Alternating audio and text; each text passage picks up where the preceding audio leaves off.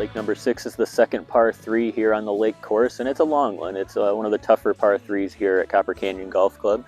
From the back tees here, it can be well over 200 yards at times, and even from some of the forward tees, it's a long shot. So there's not a lot of trouble around this green. There's plenty of room to bail out short or left or even a little bit long if you wanted to.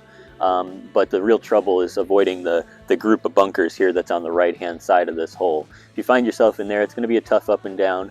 So definitely make sure to err on the left-hand side of this green and stay away from that more challenging area on the right-hand side. But beyond that, your big thing is just going to be club selection, getting your distance control right.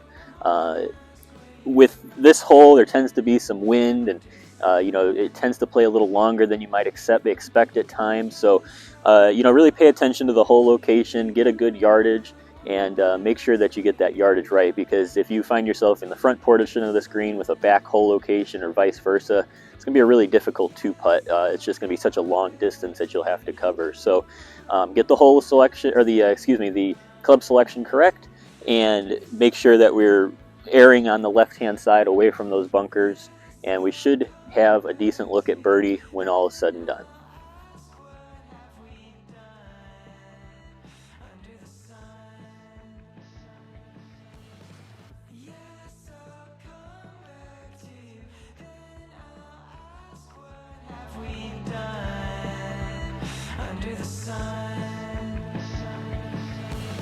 All right, well, we've done what we wanted to do, and as you can see here behind me, we've got a pretty good look for birdie. We got that club selection just about right, and definitely stayed far away from those bunkers, so we're in good shape for a birdie putt here. Before we do that, I just want to talk a little bit about pace of play as it pertains to this area of the golf course, on and around the putting green, and parking your cart and walking over. A couple of things to consider there. First, with parking the cart, always try to park at a place where you could make a quick exit when you're finished putting. So for today, even though we have a white flag with a middle hole location, I've actually parked my cart way out in the back of the green there, so that as soon as we're done putting, I can walk off and we'll be out of the way of the group behind us as soon as possible. What we don't want to do is park over here short of the green, or even a little bit left, where we're going to have to walk off that direction, and then the group behind us have to wait for us to drive all the way around.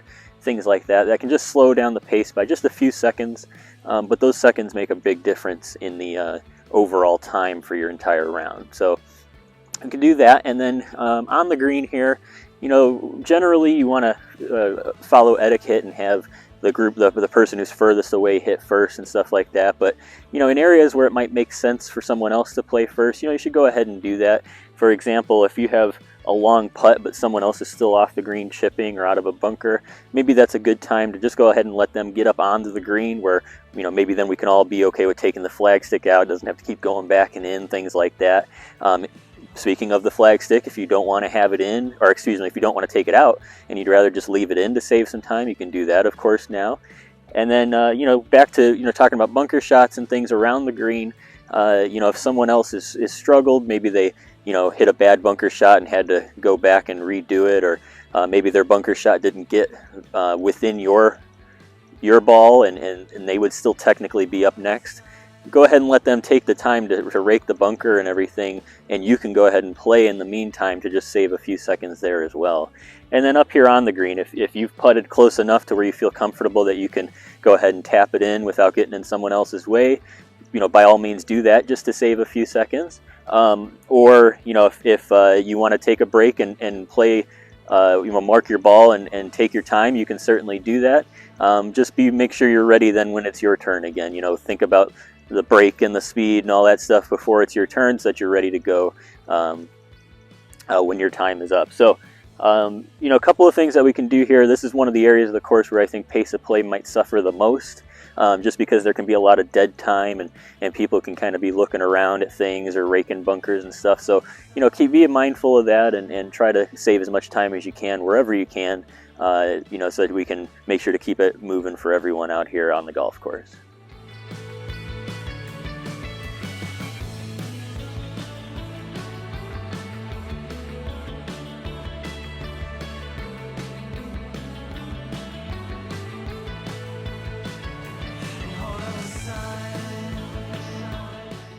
All right, well, we just missed out on that birdie putt. Real close to making it, but alas, not to be today. But we'll definitely take a par. Like I mentioned earlier, this is one of the tougher par threes here at Copper Canyon Golf Club.